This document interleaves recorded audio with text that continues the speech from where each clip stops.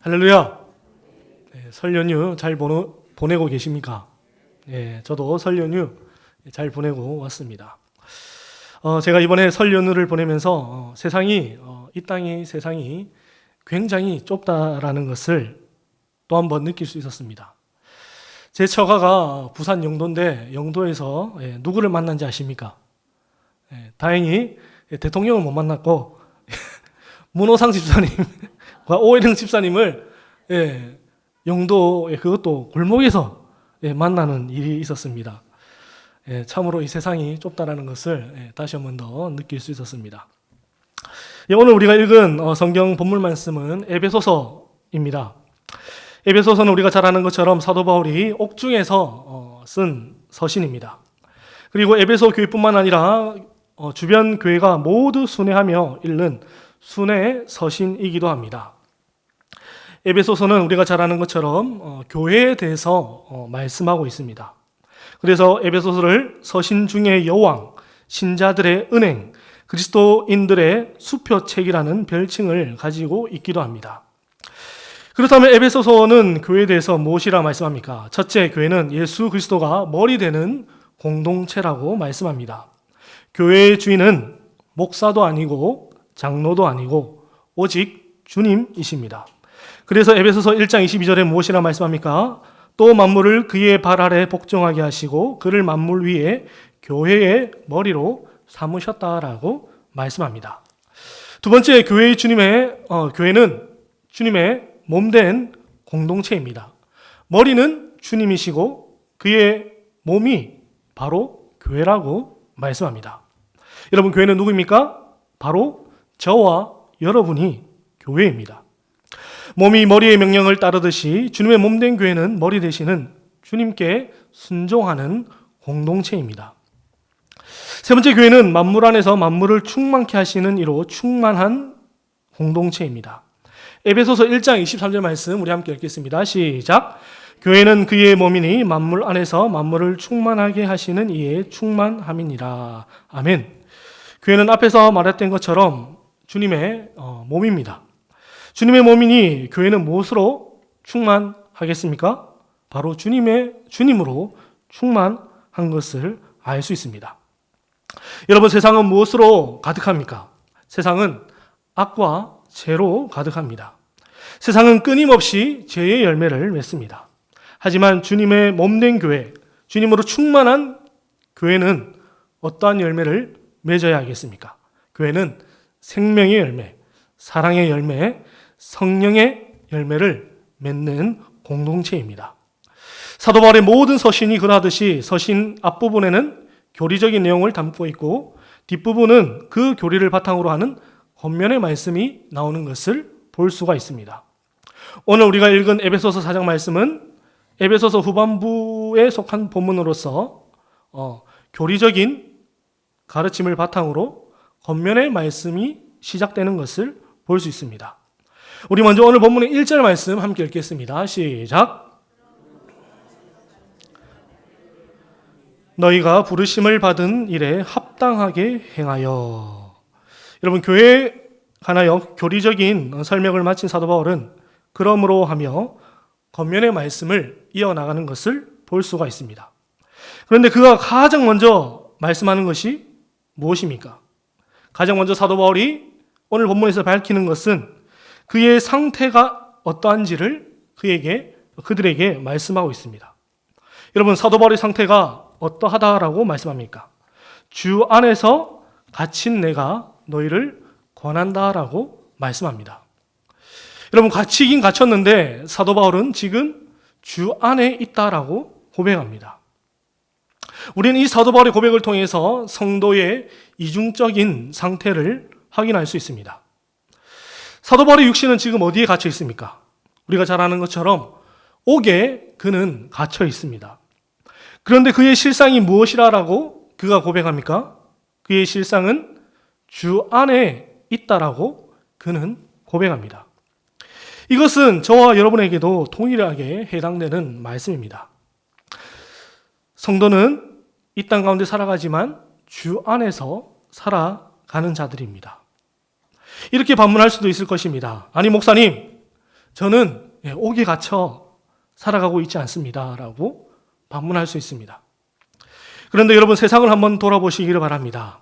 세상은 마치 하나의 거대한 감옥처럼 보이기도 합니다. 철장은 없습니다. 하지만 세상은 사람마다 무엇인가에 매여서 살아가게 되는 것을 보게 됩니다. 어떤 사람은 물질에 매여 살아가고, 또 어떤 사람은 성공에 매여서 살아가며, 또 어떤 사람들은 자녀에 매여서 살아가게 됩니다. 마치 옥에 갇힌 사람이 그의 발목에 커다란 쇳덩어리를 차고 있는 것처럼 세상 사람들도 각자의 발목에 큰 무언가를 하나씩 차고 살아가는 것을 보게 됩니다. 그렇다면 성도는 어떻습니까? 성도도 이 땅에 발을 딛고 살아갑니다. 하지만 실상은 어떠합니까? 우리의 실상이 무엇입니까? 우리의 실상은 바로 주 안에서 살아가는 성도입니다. 주님 우리에게 무엇이라 말씀하셨습니까? 우리 요한복음 8장 32절 말씀 함께 읽겠습니다. 시작. 진리가 너희를 자유롭게 하리라. 아멘. 우리는 믿습니다. 무엇을 믿습니까? 진리가 우리를 자유케 한다라는 사실을 믿습니다. 그래서 주 안에 사는 자들은 어떻습니까? 그들은 옥에 갇힌 자 같으나 실상은 주 안에서 자유를 누리는 자입니다. 이 복이 저와 여러분의 복이 되기를 주님의 이름으로 축복합니다. 그리고 계속해서 1절을 보게 되면 또 무슨 말씀이 나옵니까? 너희가 부르심을 받은 일에 합당하게 행하라고 사도 바울이 권면합니다. 여러분, 구약을 보게 되면 하나님의 사람들이 많이 나옵니다. 그들의 공통점이 한 가지 있는 것을 발견하게 됩니다. 그것이 무엇인가 하니 그것은 바로 하나님이 그들을 불러주셨다라는 사실입니다.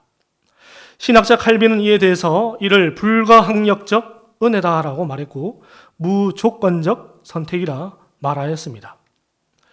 여러분, 믿음의 조상 아브라함도 한번 보시기를 바랍니다. 여러분, 성경을 보게 되면 아브라함이 하나님을 먼저 찾았습니까? 아니면 하나님이 먼저 그를 찾아오셨습니까? 우리 창세기 12장 1절 말씀 함께 읽어보겠습니다. 시작. 아브라함에게 이르시되 너는 너의 고향과 친척과 아버지의 집을 떠나 내가 내게 보여줄 땅으로 가라. 아멘. 놀랍게도 성경은 아브라함이 하나님을 간절히 찾았다, 아브라함이 하나님께 간절히 기도했더니 하나님이 아브라함을 찾아오셨다라고 말하지 않습니다. 그저 하나님이 불가항력적 은혜로 그에게 나타나셔서 그에게 말씀하시는 것을 보게 됩니다. 이는 요셉도 그랬고 모세도 그랬으며 다윗도 그랬습니다. 그리고 심지어 나아가서는 이스라엘 민족도 그랬으며 저와 여러분도 그랬다라는 사실을 우리는 믿음으로 바라볼 수 있어야 합니다. 그래서 사도 바울이 어떻게 하라라고 말씀합니까? 부르심을 받은 일에 합당하게 행하라고 말씀합니다. 여기서 합당하게라고 번역된 단어 엑시오스는 저울이 균형을 이루는 상태를 보고 만들어진 단어입니다. 그러니 부르심에 합당하게 행하는 것은 무엇이라는 것을 알 수 있습니까? 바로 내 인생을 말씀이라는 추로 균형을 맞추는 것이라는 것을 알 수 있습니다. 그렇다면 말씀이라는 추로 내 인생의 균형을 맞추기 위해서는 무엇을 해야 합니까? 첫 번째, 사도 바울은 성령께서 하나 되게 하신 것을 힘써 지키라고 말씀합니다. 우리 오늘 본문 3절 말씀 함께 읽겠습니다. 시작. 평안에 매는 줄로 성령이 하나 되게 하신 것을 힘써 지키라. 아멘. 여러분, 이 말씀으로 무엇을 먼저 확인할 수 있습니까? 첫째, 이미 성령께서 교회를 평안에 매는 줄로 하나 되게 하셨다라는 사실입니다. 그리고 두 번째, 성령께서 하나 되게 하신 것을 유지하고 지키는 것은 우리가 해야 될 일이라는 사실입니다. 여러분, 죄의 특징이 무엇입니까?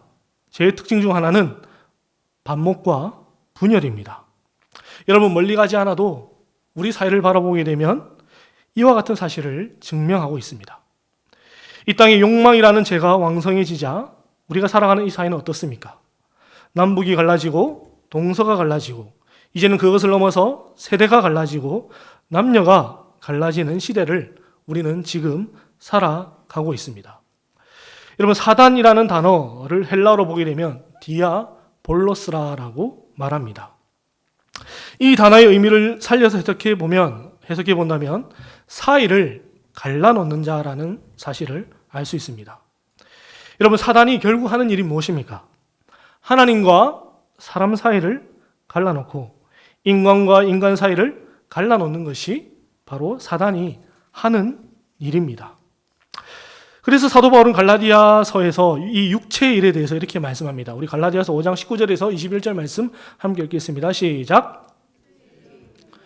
곧 음행과 더러운 것과 호색과 우상숭배와 주술과 원수 맺는 것과 분쟁과 시기와 분냉과 당짓는 것과 분열함과 이단과 투기와 술취함과 방탕함과 또 그와 같은 것들이라. 전에 너희에게 경계한 것 같이 경계하노니 이런 일을 하는 자들은 하나님의 나라를 위협으로 받지 못할 것이요.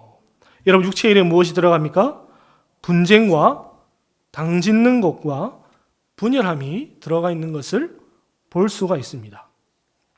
여러분, 그래서 교회에 분쟁과 당짓는 것과 분열의 역사가 일어난다면 그 뒤에 누가 역사하고 있다는 것을 볼 수 있어야 됩니까? 바로 사단이 역사하고 있다는 것을 우리가 바라볼 수 있어야 합니다. 그래서 사도 바울도 무엇이라 말씀합니까? 평안에 매는 줄로 성령이 하나 되게 하신 것을 힘써서 지키라고 말씀합니다. 여러분, 그렇다면 우리는 어떻게 성령께서 하나 되게 하신 것을 힘써 지켜 나갈 수 있을까요? 우리 오늘 본문 2절 말씀 함께 읽겠습니다. 시작. 모든 겸손과 온유로 하고 오래 참음으로 사랑 가운데서 서로 용납하고. 여러분, 사단의 공격으로부터 교회를 지키는 열쇠가 무엇입니까? 겸손과 온유, 오래 참음과 용납이라고 말씀합니다. 여러분, 주님이 자신에 대해서 이렇게 말씀하셨습니다. 마태복음 11장 19절 말씀. 나는 마음이 온유하고 겸손하니 나의 멍에를 메고 내게 배우라. 그리하면 너희 마음이 쉼을 얻으리니. 여러분, 주님은 자신을 향해서 마음이 온유하고 겸손한 자라라고 말씀합니다. 여러분, 온유가 무엇입니까? 여러분, 온유가 무엇일까요? 조용하고 얌전하면 저 사람 참 온유하다라고 말할 수 있습니까? 물론 그와 같은 것도 온유입니다. 하지만 성경이 말하는 온유는 조금 다릅니다. 성경이 말씀하는 온유는 힘이 있지만 그 힘을 하나님께 통제받는 것을 의미합니다. 힘없고 나약한 것이 온유한 것이 아니라 힘과 능력과 권세를 가졌지만 그것을 하나님의 통제 아래 두는 것을 성경은 온유라고 합니다. 여러분, 주님이 힘과 능력이 없어서 십자가에 못 박히신 것이 아닙니다. 주님은 분명 힘과 능력이 있으셨습니다. 충분히 십자가를 안 지고도 남을 만한 힘과 능력이 있으셨습니다. 하지만 놀랍게도 주님은 십자가를 지셨습니다. 왜 주님이 지셨습니까? 우리는 그 이유를 주님의 기도에서 발견할 수 있습니다. 주님께서 겟세마네 동산에서 무엇이라 기도하셨습니까? 내 아버지여, 만일 할만하시거든 이 잔을 내게서 지나가게 하옵소서. 그러나 나의 원대로 마시옵고 아버지의 원대로 하옵소서. 여러분, 주님이 가지고 계셨던 그 힘과 능력을 누구의 통제 아래 두었습니까? 바로 하나님의 통제 아래 두고 계셨기에 주님은 십자가를 지실 수 있었습니다. 하나님은 때로는 우리에게 물질도 주시고 힘도 주실 때가 있습니다. 하나님이 우리에게 주신 이 물질과 힘은 누구의 통제를 받아야 하겠습니까? 바로 하나님의 통제에, 하나님의 권세 아래 둘 수 있어야 합니다. 여러분, 주님이 주신 물질과 힘은 내 뜻대로, 내 마음대로 쓰라고 주신 것이 아닙니다. 하나님의 뜻대로 주가 쓰시겠다고 할 때에 우리는 우리의 물질과 힘을 하나님께 드릴 수 있어야 합니다. 우리는 성경에서 이 물질과 힘을 하나님께 통제받아서 주님의 몸된 교회를 세우는 사람과 교회를 무너뜨린 사람을 볼 수가 있습니다. 여러분, 하나님이 주신 힘과 재물을 통제받아서 하나님께 통제받아서 주님의 몸된 교회를 세운 사람이 누구입니까? 바로 그 사람은 요셉입니다. 여러분, 요셉에게는 어마어마한 힘과 물질이 있었습니다. 우리가 잘 아는 것처럼 그는 애굽의 총리였습니다. 여러분, 애굽의 총리라는 말이 무엇을 의미하겠습니까? 애굽의 총리라는 것은 그에게 사람을 살리고 죽이는 권세가 있었다라는 것을 의미합니다. 요셉은 자신을 종으로 팔아버린 형제를 죽일 수 있는 힘과 능력이 있었습니다. 그리고 그들을 죽여도 그 땅에 사는 그 누구도 그를 비난하지 않습니다. 그런데 그는 어떻게 하였습니까? 그의 아버지와 형들과 그의 가족들을 살리는 일에 그의 힘과 능력을 사용합니다. 왜 그가 그렇게 할 수 있었습니까? 그의 힘과 능력이 바로 하나님의 통제 아래에 있었기 때문입니다. 그렇다면 하나님이 주신 힘과 물질을 하나님의 통제 아래 두지 않으므로 교회를 무너뜨린 인물이 누구입니까? 바로 그 사람은 솔로몬입니다. 이런 우리가 잘 아는 것처럼 그의 시작은 좋았습니다. 그는 하나님을 경외함으로 하나님께 번제를 드렸고 하늘의 지혜를 구하였습니다. 하지만 그의 삶은 점점 하나님의 통제 밖으로 벗어났고 결국 그는 세상을 섬기는 사람이 되고 말았습니다. 그로 말미암아 이스라엘, 즉 교회는 어떻게 되었습니까? 남과 북으로 갈라지는 아픔을 겪게 됩니다. 하나님이 여러분에게 주신 물질과 힘이 있습니까? 그것을 하나님의 통제 안에 둘 수 있는 은혜가 있기를 축복합니다. 그리고 두 번째, 성령께서 하나 되게 하신 것을 힘써 지켜나가는 비결이 무엇이라 말씀합니까? 바로 오래 참음으로 사랑 가운데서 서로 용납하는 것이라고 말씀합니다. 여러분, 우리는 이 문장을 통해서 하나님이 우리에게 하신 세 가지 일을 확인할 수 있습니다. 첫째, 하나님이 우리에게 무엇을 하셨습니까? 하나님은 우리를 사랑하셨습니다. 그리고 두 번째, 하나님은 오랜 기간 동안 우리를 위해서 참아 주셨습니다. 그리고 세 번째, 하나님은 우리를 용납해 주셨습니다. 이 사실을 믿으십니까?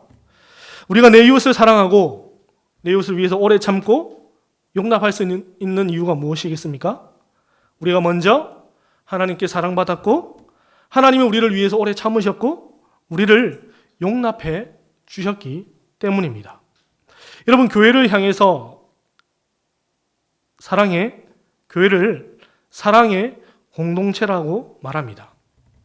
여러분, 사랑의 공동체인 교회에 꼭 필요한 두 가지가 있습니다. 그것이 무엇입니까? 오래 참음과 용납입니다. 오래 참음과 용납이 꼭 있어야 합니다. 여러분, 오래 참음은 헬라어 원어를 보게 되면 숨을 헐떡이며 겪어야 하는 고난을 오랜 기간 견디는 것을 의미합니다. 그리고 용납이라는 단어는 위의 것을 위를 취한다라는 뜻으로 자신의 어깨 위에 짐을 진다라는 것을 의미합니다.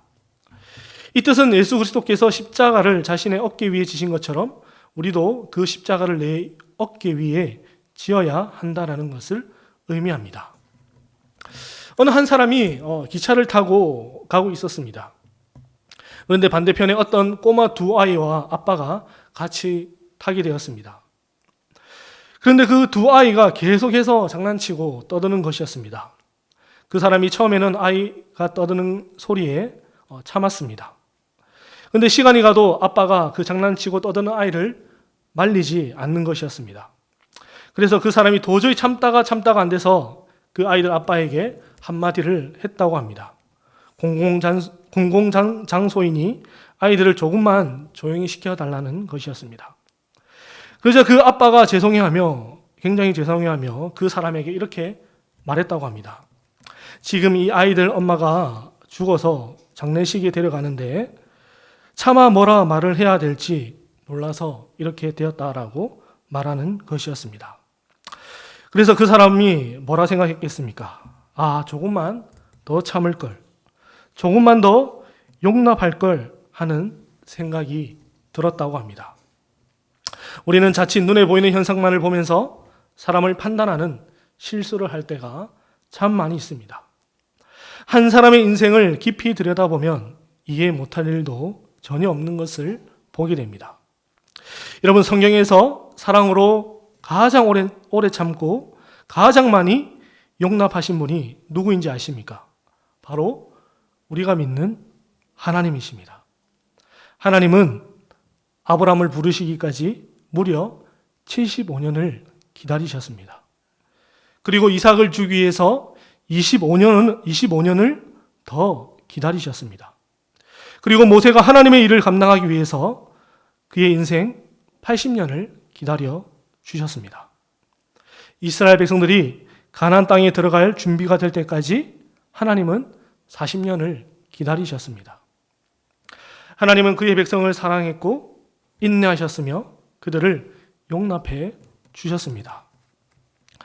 시편 기자가 이렇게 하나님을 찬양합니다. 우리 시편 86편 15절 말씀 함께 읽겠습니다. 시작.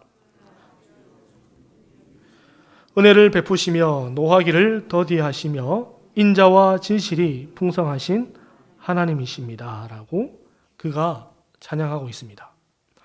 여러분, 우리가 믿는 하나님은 긍휼이 많으신 하나님이십니다.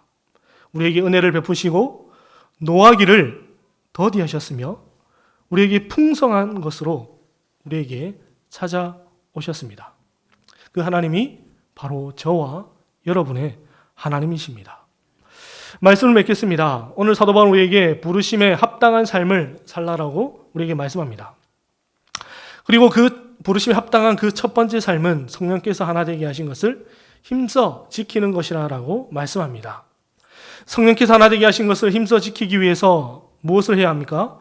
첫째, 우리에게 주신 힘과 물질을 하나님의 통제 아래 둘 수 있어야 합니다. 둘째, 하나님이 우리에게 하신 것처럼 우리도 내 옆에 있는 이웃을 사랑으로 인내하고 서로를 용납할 수 있어야 합니다. 여러분, 올해 우리 교회 표가 무엇입니까? 올해 교회 표는 다른 세대를 다음 세대로 세우는 교회입니다. 여러분, 우리가 어떻게 다른 세대를 다음 세대로 세워나갈 수 있겠습니까?